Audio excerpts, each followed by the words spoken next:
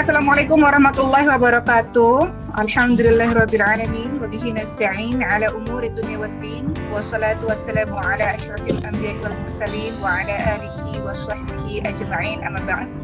Alhamdulillah, pada sore hari ini Bapak dan Ibu dan teman-teman semua, kita bersama-sama berkumpul dalam sebuah acara webinar yang insya Allah membawa manfaat selama 1,5 jam ke depan. Karena pada hari ini kita mendatangkan para ahli, para pakar yang nantinya akan berbagi ilmu kepada kita.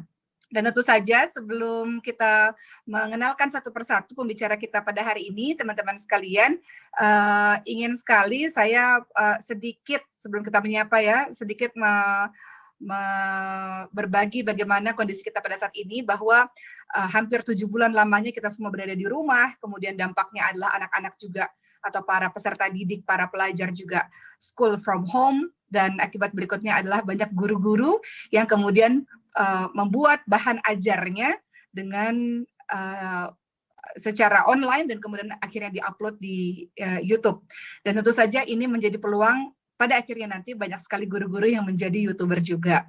Dan hari ini teman-teman sekalian, acara ini terselenggara diprakarsai oleh guru YouTuber. Bagi teman-teman yang belum tahu apakah guru YouTuber itu, guru YouTuber adalah sebuah channel YouTube khusus video pembelajaran sekolah sesuai kurikulum yang dibuat oleh guru yang ahli di bidangnya. Dan guru YouTuber adalah sebuah channel bersama yang dimiliki guru-guru kontributor, pembuat channel bersama guru-guru. Dan kontributor-kontributornya adalah tentu saja para guru-guru, dan video-video yang diupload di channel guru YouTuber biasanya berisi pembahasan soal-soal ujian PTS, UN, ujian masuk perguruan tinggi, dan sebagainya. Jadi guru YouTuber pada saat ini setelah bergabung banyak sekali guru-guru dari seluruh Indonesia, daripada sekedar membuat konten untuk anak muridnya sendiri, kenapa tidak disebarluaskan manfaat itu hingga bisa disaksikan oleh banyak peserta didik atau banyak orang di luar sana yang ingin menonton video-video yang dibuat oleh para guru, dan itu semuanya bisa didapatkan di channel guru YouTuber. Nah, pada hari ini teman-teman sekalian, sudah ada para narasumber yang akan berbagi kepada kita semua. Saya akan sapa satu persatu. Di sini ada Bapak Wikan Sakarinto. Assalamualaikum Bapak. Waalaikumsalam. Selamat sore. Sore Pak, apa saya panggilnya Mas kali ya, Mas Wikan ya. Bapak saja, saya sudah STW Mbak. Oh, apa tuh STW itu Pak? Setengah tua. Oh, setengah tua, tapi awet muda ya Pak. Baik, jadi Bapak Wikan ini adalah seorang dirjen vokasi, dan ternyata tidak hanya seorang dirjen vokasi dan juga pengajar, tapi juga beliau seorang YouTuber yang berbagi manfaat sangat luas lewat konten-konten YouTube-nya. Nanti Bapak Wikan akan berbagi kepada kita semua tentang bagaimana caranya agar bisa menjadi YouTuber yang baik yang menyebarkan manfaat yang luas. Berikutnya saya akan menyapa Bapak Dirgantara Wicaksono, atau biasa kita panggil Mas Bom Bom. Ini Mas Bom Bom mau dipanggil Pak atau Mas ini Mas? Seperti biasa Mbak Oki. Mas Bom, ya Mas Bom Bom. Assalamualaikum. Beliau adalah Waalaikumsalam warahmatullahi. Mas Bom Bom adalah seorang guru CEO guru YouTuber ya Mas?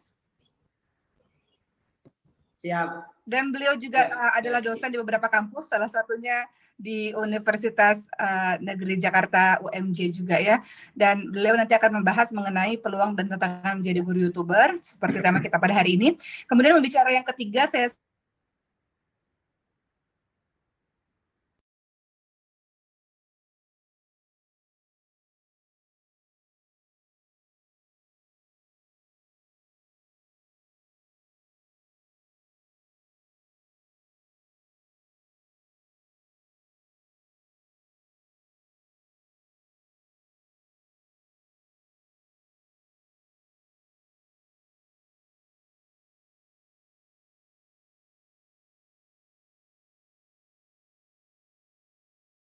mendapatkan banyak subscriber dan sebagainya. Kemudian pembicara kita yang keempat ada Bapak Agus. Assalamualaikum Bapak Agus. Waalaikumsalam warahmatullahi wabarakatuh. Apa kabar semuanya? Baik, alhamdulillah sehat Pak. Alhamdulillah sehat, semangat terus ya. Nah ini kalau Bapak Agus ini mungkin nggak terlalu familiar. Yang familiar biasanya Paman Apik nih biasanya nih. Iya, Paman Apik. Aslinya Paman Apik saya. Oh gitu, nama aslinya siapa Pak? Paman Apik atau Pak Agus ini? Iya, yang asli kan di dunia maya. Jadi yang asli adalah Paman Apik. Iya, saya mengikuti juga kontennya Paman Apik nih ya, Masya Allah konsisten sekali. Sudah ada sekitar 400.000 subscriber. Biasanya konten-kontennya berisi pembelajaran matematika ya Pak ya? Matematika dan yang juga namanya. Tes CPNS kalau saya nggak salah tuh, ya Pak ya. Nah nanti ini lebih enak dipanggil Paman Apik atau Paman Pak Agus Apik ini, Pak? saja, sesuai dengan nama asli Paman Apik. Ya. Baik, nanti kita akan berbagi. Paman Apik akan berbagi kepada kita, memberikan ilmunya kepada kita. Dan selanjutnya ada Bapak Saiful Fadilah. Assalamualaikum Bapak Saiful. Assalamualaikum. Waalaikumsalam Mbak Oki, alhamdulillah sehat semuanya. Salam Pak Rijen dan semuanya. Di mana sekarang domisili Pak? Di Jakarta? Saya di Cilegon Mbak Oki. Oh Cilegon. Ya. Jadi yang belum tahu Bapak Saiful Fadilah ini, beliau adalah seorang guru SMK yang mewakili guru YouTuber dan yang paling cepat memonetisasi channelnya dalam waktu kurang dari 5 bulan. Masya Allah. Alhamdulillah. Ya, kita akan masuk langsung pembicaraan kita pada hari ini teman-teman sekalian. Saya langsung ke Pak Wikan dulu nih Pak. Pertanyaan untuk Pak Wikan, nanti mungkin Bapak bisa menjelaskan secara panjang lebar. Apa pendapat Bapak tentang banyaknya sekarang guru-guru yang juga punya profesi sebagai YouTuber? Nah, silakan Pak. Terima kasih Mbak Oki. Saya share materi ya. Iya Pak, silakan Baik. Pak. Tapi sebelumnya saya harus klarifikasi dulu. Dibandingkan dengan para pembicara yang lain, kayaknya subscriber saya yang paling sedikit di sini ya. Meskipun di UGM saya paling banyak, di antara para dosen dulu di UGM saya paling banyak subscribernya. Jadi ini yang menjadi filosofi kita Mbak Oki, sebagai pengajar, baik juga sebagai dosen, bahwa ketika kita mendesain satu sistem pendidikan yang kelak akan menghasilkan legacy kita untuk Indonesia masa depan, yaitu lulusan yang kompeten dan unggul, itu bukan dominasinya bukan karena kita punya desain yang bagus, roadmap yang bagus, alat-alat yang bagus, bangunan yang lengkap, bukan itu Mbak. Iya, itu hanya 20% pada faktor sukses.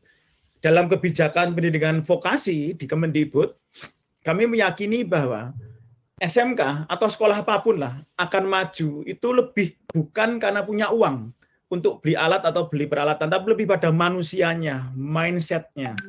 Nah, kita merancang satu fenomena, yaitu guru itu tidak hanya mengajar, tapi juga menjadi mentor, fasilitator, menjadi coach, menjadi inspirasi, bahkan menjadi teman, orang tua, atau bro dan sis ketika dia ingin mendeliver gagasan-gagasan baiknya, ketika dia ingin memberikan pembelajaran-pembelajaran baik, itu harus memainkan peran ini.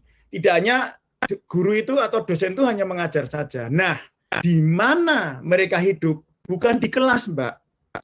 Ketika belum ada pandemi, mereka hidup di kelas itu jauh lebih pendek daripada ketika mereka hidup di medsos. Artinya apa? Kalau kita beranggapan kita mengajar dengan baik hanya di kelas, that is wrong. Anak-anak kita mungkin akan lebih engage, akan lebih present, akan lebih hadir, akan lebih menikmati ketika dia ada di dunia maya. Dan di sanalah ajang kita untuk mengajar. Kalau guru-guru tidak masuk ke sana, kalau dosen tidak masuk ke medsos, itu ibarat meninggalkan panggung terbuka, panggung pembelajaran terbuka yang sangat super masif, tapi it's gonna be used by orang lain yang mungkin bukan guru niatnya, tetapi mungkin ingin memasuki untuk tidak kebaikan. Mungkin itu Mbak untuk menjawab. Jadi filosofi ketika saya memutuskan untuk masuk medsos, ya dari Instagraman, bikin akun YouTube, syuting sendiri, acting sendiri, ngedit sendiri, ngupload sendiri, kelola sendiri, sambil saya dulu jadi dekan, jadi dosen, karena saya passion. Karena saya ingin memainkan ini semua. Saya menjadi teacher, saya juga menjadi mentor, fasilitator, kadang-kadang saya menjadi coach. Maaf, ini yang tidak suka MU, mohon maaf ya, ini contoh saja. Ini pelatih yang dulu bisa menciptakan from nobody menjadi somebody. Nah, inilah fungsi guru yang harapannya dengan platform medsos yang sangat masif, super masif, supermassive teaching platform is medsos. Itu yang saya yakini. Mungkin itu Mbak jawabannya.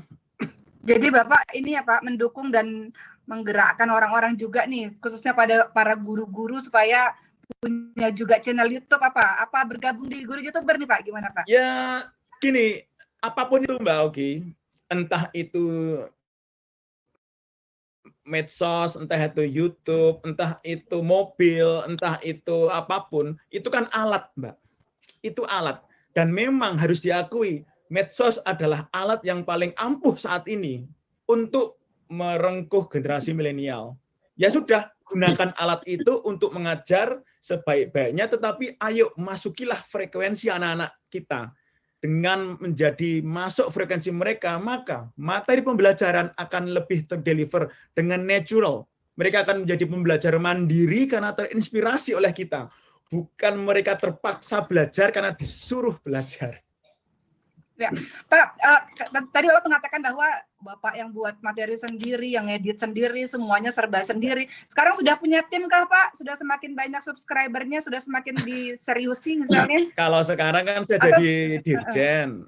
Karena saya sekarang ngurusin 2.000 kampus vokasi, ngurusin 14.000 SMK, ngurusin 17.000 lembaga kursus pelatihan se-Indonesia, maka kalau saya masih melakukan itu sendiri, itu sama aja saya mengorbankan itu semua, mengorbankan Indonesia. Maka sekarang saya punya tim. Tetapi selain YouTube akun pribadi, sekarang saya sudah punya akun YouTube Dirjen Vokasi Official yang dikelola oleh Humas Kementerian, khususnya Humas Dirjen Vokasi.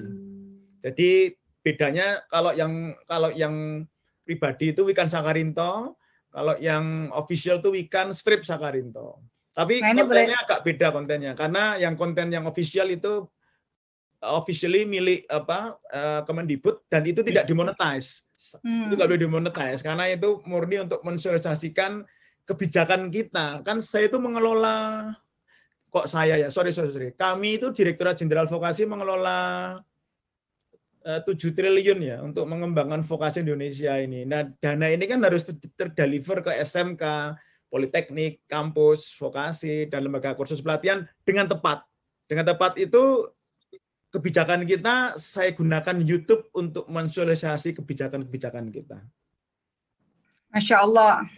Ini yang pada akhirnya mulai disadari oleh sebagian besar orang ketika pandemi ini, padahal seharusnya sudah dimulai dari jauh-jauh hari ya Pak ya. Tapi ketika ada pandemi ini baru pada akhirnya semua orang sadar betapa pentingnya salah satunya channel YouTube untuk kita gunakan untuk menyebarkan atau mensosialisasikan sesuatu kepada masyarakat. Kemudian Pak, ada pertanyaan juga nih Pak. Ada nggak sih peraturan yang mungkin melarang guru-guru yang berprofesi sebagai YouTuber? Tidak ada ya. Nggak ada ya, bebas aja ya Pak ya? Nggak ada. Alat, ini kan alat kan. Pisau itu jahat enggak? Tergantung untuk apa pisau itu. Iya, betul. Kalau untuk silat-silatan ya bahaya, tapi kalau untuk masak wortel kan jadi sop enak kan. Betul, betul. Ini juga seperti yang disampaikan oleh Pak Wikan, sebenarnya guru YouTuber juga teman-teman sekalian, kita juga punya pelatihan-pelatihan loh. Bagaimana cara membuat video yang bagus, video yang baik. Nah, kalau itu nantinya Mbak Oki dan yang lain mesti lebih jos daripada saya. Nah itu satu sampai 1 juta. Saya aja silver play button udah dapat Pak. Button aja belum saya. Oh. Tapi saya murni ini saya benar-benar pengen tahun ini dapatlah. Lumayan lah. Satu-satunya dirjen di Indonesia yang punya silver play button nanti. Ya, mudah-mudahan dapat gold play button dan seterusnya ya Pak ya. Yang paling penting tuh saya mengutip pernyataan Pak Wikan, sebenarnya saya banyak baca di beberapa artikel bahwa ketika guru-guru menjadi YouTuber itu sebenarnya niatnya adalah untuk meluaskan kebermanfaatan ya Pak ya. Ini saya tadi nyiapin satu slide. Jadi ini. Yang penting ini, what is your goal? Apa tuh, Pak? Oh, ya. What's the purpose of your life gitu loh. Apa sih tujuan hidup kita? Kalau kita mendidik, ya ayo didiklah dengan cara itu tadi, menginspirasi dan sebagainya. Jadi itu dulu. Kalau purpose-nya nyari uang, ya bisa sih. Sekarang kan YouTuber kan keren-keren duitnya ya. Cuman saya belum berani nunjukin berapa rupiah saya. Lah masih belum dapat button sih. Tapi ini dulu. Kalau goal dalam kehidupan kita, purpose of life kita itu memang untuk berbagi, untuk menginspirasi. ya apapun yang kita lakukan, entah kita hanya tersenyum dengan orang di pinggir jalan, entah kita ikut mengantri dengan baik, atau kita masuk ke dalam platform YouTube, pasti hasilnya ya sesuatu yang baik itu aja. Ya cuma tinggal nanti yang berikutnya apakah kita mampu menggali ide yang cocok dengan audiens dan mampukah kita menemukan segmen audiens yang ya seperti Mbak Oki lah, saya sudah melihat itu, dan seterusnya lah, keunikan dan sebagainya. Ya mungkin itu Mbak. Ini filosofinya ini kalau saya. Kalau saya masuk YouTube karena saya adalah guru, saya mengajar. Jadi konten saya konten-konten pembelajaran, soft skill, hard skill, link and match vokasi dengan industri dunia kerja, kurikulum harus seperti apa, dan sebagainya, dan sebagainya. So it's all about education. Tapi saya kemas dengan frekuensi yang mungkin lebih animatif, lebih milenial. Jadi bukan I'm telling, but saya provide what you need gitulah. Intinya kan gitu. Tapi in term of edukasi ya. Karena saya kan di Direktorat Jenderal Pendidikan Vokasi sebagai pendidik di sini. Baik. Jadi goals-nya memang niat utamanya kalau teman-teman yang berprofesi sebagai guru, kalau ada yang nonton pada hari ini, niat utamanya adalah untuk berbagi kebermanfaatan itu. Adapun nanti kalau ada pendapatan itu menjadi bonus ya Pak ya? Tapi gini, ini artinya gini, kalau kita berpikir mengajar di YouTube terus kita ditonton itu juga belum lengkap ya. Tadi kan ada aspek lain, kita mampu untuk meng-create ide, sampai membuat storyline, sampai mengedit secara kreatif, dan kita menampilkan yang memang masuk dalam frekuensi milenial audiens kita. Meskipun kita punya audiens yang sudah segmented, tapi kalau kita menampilkan konten yang mereka, wah kok bosen nih ya, wah ini nggak ada bedanya ngajar di kelas ya. Maksudnya tidak ada unsur animasinya sedikit, atau mungkin editingnya gitu-gitu aja. Nah itu harus menjadi keunikan yang harus dipahami guru-guru. Jadi bukan berarti kalau guru sudah ngajar di YouTube, yang nonton yang mungkin anak didiknya di kelas saja, ya apa bedanya merubah kelas pindah di YouTube. Kita kan pengen mendidik Indonesia, mendidik dunia.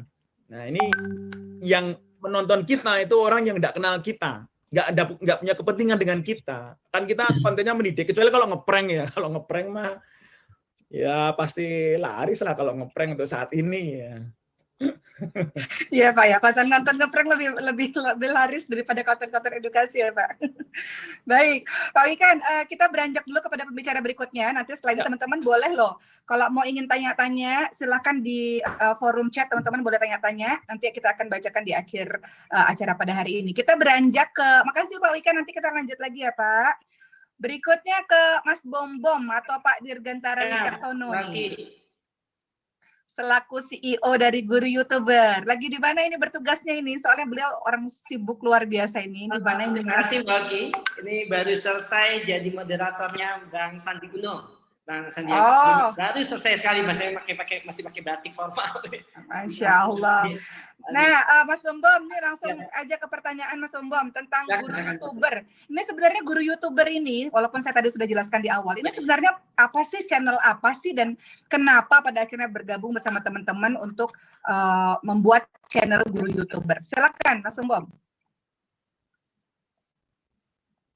Baik, terima kasih Mbak Ustazah Dr. Krisna Dewi. Assalamualaikum Pak Dirjen, Mas Waalaikumsalam Mas Bom. Luar biasa. Yang penting selalu berkiprah. Belakangnya jangan dikasih ya, nama Kar Pak. Ya Mas Bom ya.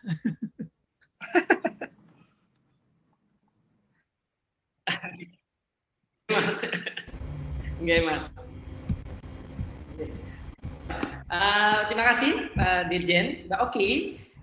Sedikit mungkin ada paparan sedikit tentang guru YouTuber ya. Jadi guru YouTuber ini, teman-teman, ini adalah channel bersama.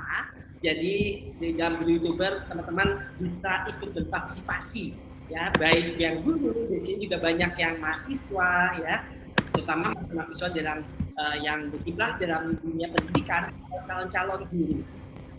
Baik, sebelumnya mohon izin kita teman-teman bisa dinonaktifkan dulu suaranya. 네, 안녕하세요.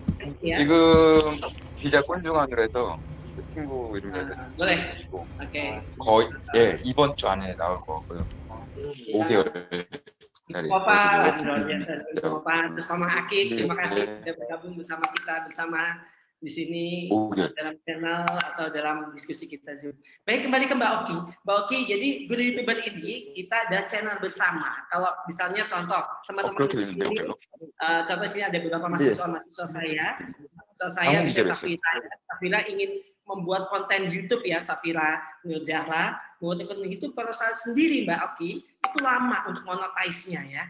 Nah, ini di channel YouTube Guru YouTuber, jadi kita ada platformnya gitu ya, teman-teman bisa mengisi konten dan hasilnya, kalau ini sebagai bonus tapi ya, sebagai bonus hasilnya juga dapat menikmati, dan yang paling penting adalah kita di era Liquid Society yang biasanya kita di dalam proses pembelajaran ini dengan live synchronous learning atau asynchronous learning gitu ya, kita dapat memaksimalkan tools proses pembelajaran YouTube ini untuk dapat melakukan transformasi pedagogik kepada peserta didik kita dimanapun di seluruh penjuru Indonesia. Jadi ini guru YouTuber kita membantu guru-guru di Sabah sampai Merauke atau bahkan di belahan negara lainnya untuk sama-sama dapat ikut berkontribusi, memberikan pencerahan, memberikan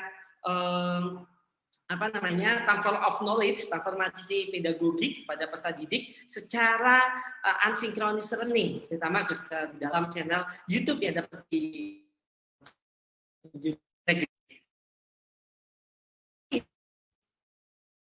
gratiskan dan bahkan dapat menghasilkan. Itu tadi seperti Mas Rikan sampaikan, Dirjen kita sampaikan, profesi kita ini sebagai guru tidak hanya seperti mengajar ya, tetapi bagaimana kita sebagai guru bisa facilitate learning and to improving performance, dan kita bisa mendesain secara kreatif proses pembelajaran apalagi di era pandemi ini. Dan guru YouTuber adalah salah satu solusinya. Itu Mbak. Jadi motivasi untuk membangun bersama-sama channel guru YouTuber ini tentu saja karena ingin membantu para guru-guru di seluruh Indonesia. Begitu ya Mas ya? Karena ada pelatihan-pelatihan gratis sepertinya tuh untuk para guru-guru. Betul Mas? Boleh dijelaskan Mas Bambang? Ya, terima kasih. Di sini juga ada Mas Dirjen.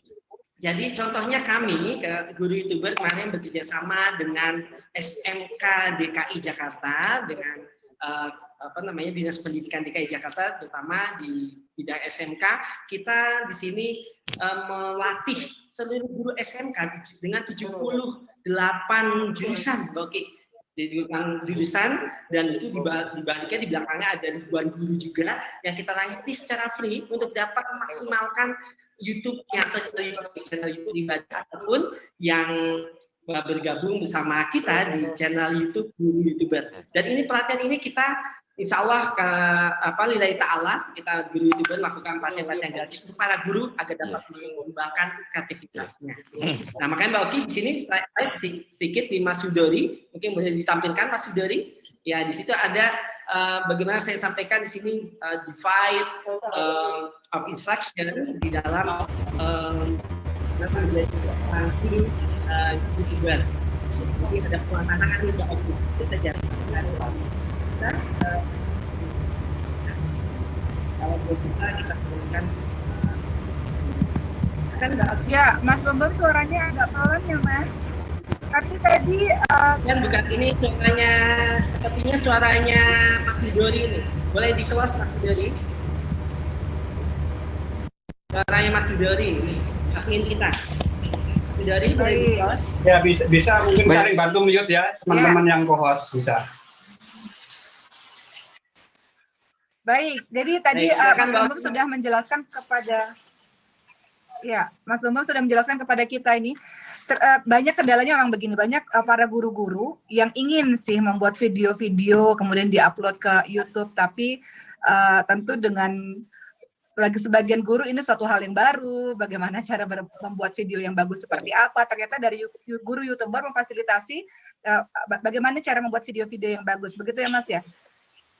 Jadi silakan. Benar sekali, dan ini pelatihan-pelatihan ini mungkin bisa didukung nih oleh pihak kementerian nih, karena ada Mas Dirjen kita, Profesor Wikan, Prof Wikan, arahannya nih nanti kita bisa mungkin ada bentuk baik kerjasama ataupun bersinergitas antara Dirjen Kasih bersama kami. Alhamdulillah sedikit saya laporkan, Prof Mas Wikan, saya sampaikan di sini kemarin hasil dari kita latih gratis 78 jurusan SMK se-DKI Jakarta. Jadi MGMP-nya, ketua-ketuanya MGMP yang kita latih.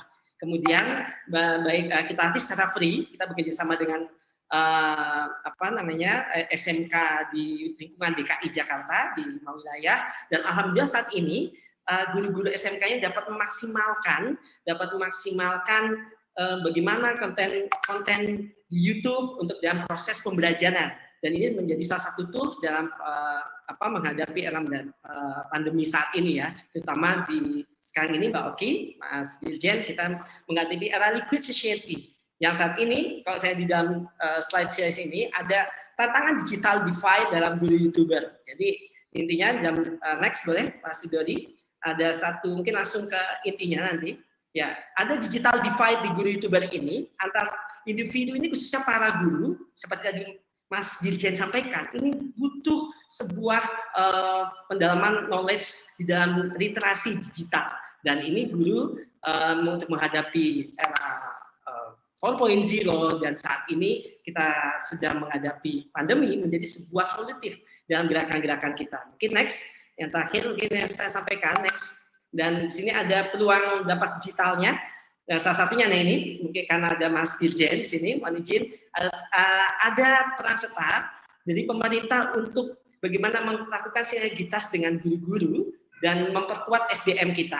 SDM skill, guru-guru memanfaatkan tools YouTube, makanya di sini kita sebutnya menjadi guru YouTuber, Mbak Oki Dewi dan Mas Dirjen. Dan di sini kita memanfaatkan literasi digital, kita maksimalkan bersama di channel guru YouTuber, kita maksimalkan literasi digital sehingga dengan walaupun kondisi perekonomian kita menjelang resesi ini ya, pemanfaatan edukasi dalam PJJ ini dapat transformasi tadi bisa melakukan fasilitasi and improving performance dengan tentunya desain pembelajaran di era PJJ dengan segala kekurangan-kekurangannya. Itu Mbak Oki. Mas Bambang, kalau boleh tahu sampai hari ini sudah berapa orang guru yang telah bergabung dalam guru YouTuber? Baik, kalau sebenarnya kita bergeraknya sudah cukup lumayan lama Mbak Oki ya. Kita dan secara kalau kita hitung pandemi kemarin kurang lebih yang sudah kita latih ya itu hampir ada 5.000-an guru di seluruh Indonesia dari Sabang sampai Merauke. Kita kemarin sempat juga kita terbang ke Lampung, kemudian kita secara online seluruh Indonesia, tapi secara offline juga kemarin terakhir baru saja pekan lalu di Kerawang kita melakukan pelatihan digital, dan ini memang membuat konten ini kan tidak semudah kita membayangkan. Tadi seperti Mas Dirjen sampaikan, Prof. Ikan, mungkin yang guru-guru tidak paham. Nah, ini kita lakukan penyuluhan secara kontinuitas dan berkesinambungan, Mbak Oki. Ya. Baik, terima kasih Mas Bambang. Jadi luar biasa ya. Jadi guru-guru nggak perlu bingung lagi, sudah ada pembinaan, sosialisasi, sehingga bisa. Perlu ada inovasi nih, Mbak Oki. Ya, boleh di slide? Iya, boleh. Jadi, nah ini salah satu digital native, digital imigran kita, guru dan orang tua. Next, masih dari next. Terutama sekarang dampaknya ya. Nah ini salah satu solutifnya, kita melakukan inovasi dan channel YouTube atau baik pribadi ataupun channel YouTube yang bergabung bersama kami di guru YouTuber ini bisa menjadi sebuah kekuatan bersama untuk membuat proses pembelajaran salah satunya bisa menjadi menyenangkan, bisa menggembirakan. Salah satu daya kritis siswa juga kita bisa bangun melalui di channel YouTube. Tentunya kalau kita melihat sekarang ini penilaian sistem kurikulum kita, tentunya kan kurikulum digital sedang dirancang nih, ya ada Mas Dirjen ya, salah satunya tidak hanya kognitif saja, afektif psikomotorik ini harus kita bina, terutama di dalam kurikulum 2013 revisi di kurikulum Merdeka Belajar. Guru YouTuber kita juga menyiapkan kurikulum khusus, terutama di dalam sekolah YouTuber. Jadi Bapak Ibu juga teman-teman yang ada di room ini ataupun yang ada, saya lihat Mas Dirjen mohon izin sudah ada hampir 680-an di channel YouTube guru YouTuber sudah bergabung juga, ada ratusan guru yang sekarang sedang menonton. Silakan ikut join bersama kita di sekolah YouTuber.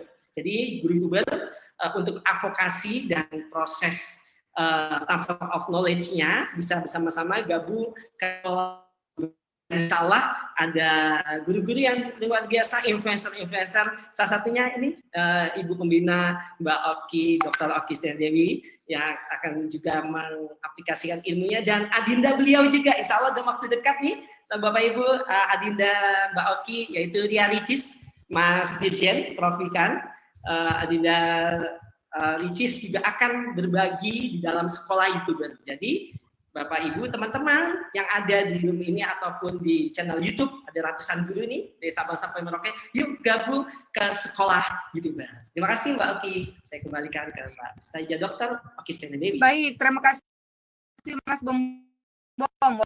Walaupun sudah banyak pertanyaan nih ya, tapi kita belum buka pertanyaan dulu. Tapi Bapak Ibu silakan untuk bertanya karena nanti akan dibacakan di akhir acara. Sebelum kita menuju ke ujung Opa, Paman Api dan juga Bapak Silvul Fadilah, kembali ke Pak Wikan, ternyata banyak yang penasaran sama slide-nya Pak Wikan tadi, Pak. Katanya mau dong lihat slide-nya Pak Wikan, minta dibahas apa boleh? Slide-nya yang tadi? Banyak yang minta nih, kayaknya kok Pak Wikan belum ngejelasin slide-slide yang berikutnya gitu sebelum masuk ke pembicaraan. Kalau slide yang lainnya normatif, Mbak. Informasi-informasi yang sudah bisa kita download dari internet sih. Jadi fakta bahwa sekarang ini ada riset yang menunjukkan sebenarnya minat membaca itu bukan minat ya, ketekunan membaca itu sudah mulai semakin kalah dari menonton video. Itu sudah riset internasional, sehingga masyarakat dunia ini lebih manja.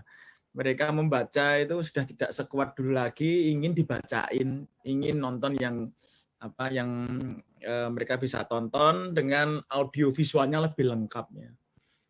Kemudian ini juga data dan fakta, ini sebenarnya sudah ada semua di internet ya. Kalau materi saya cuman ini sih, cuman ini sama ini. Kalau ini kebijakan kami di Direktorat Jenderal Pendidikan Vokasi, bahwa SDM itu takes significant place much more than equipments, budget dan sebagainya. Kalau ini bagaimana tipsnya?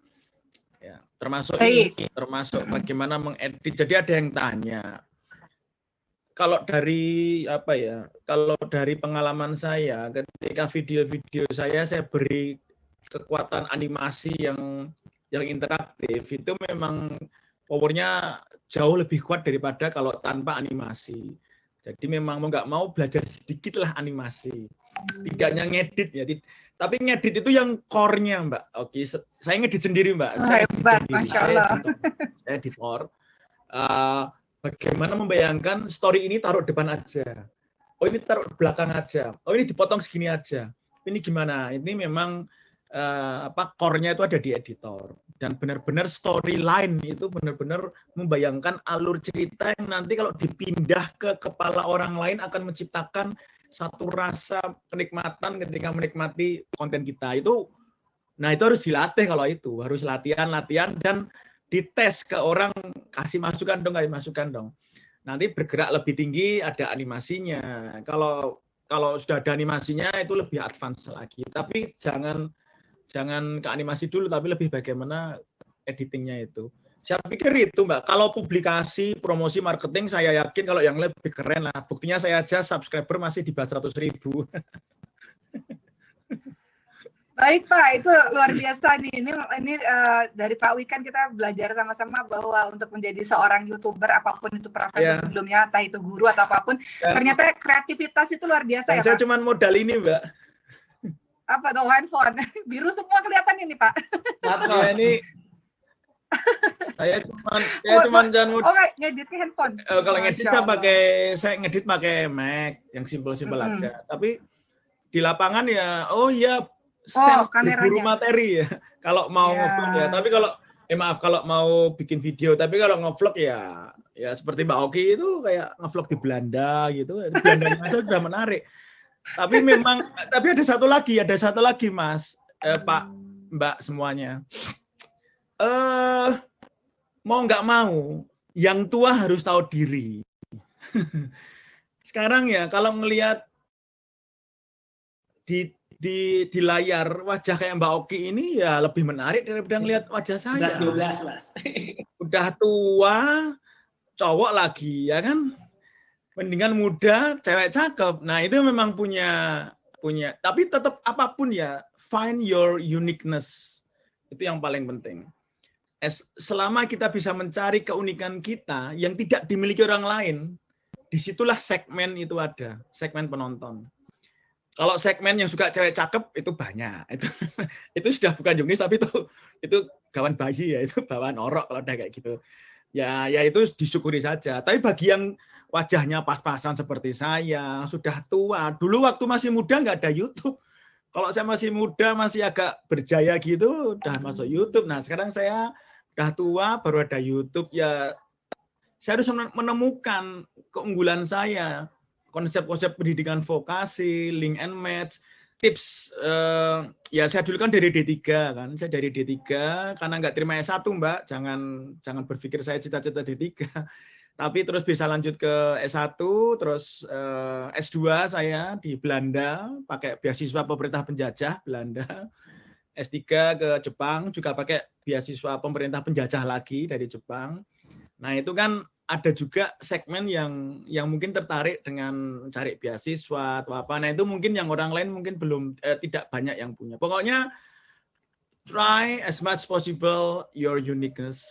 Kemudian kemaslah, galilah, imajinasilah menjadi storyline, dan ingat harus harus juga cocok dengan frekuensi segmen kita.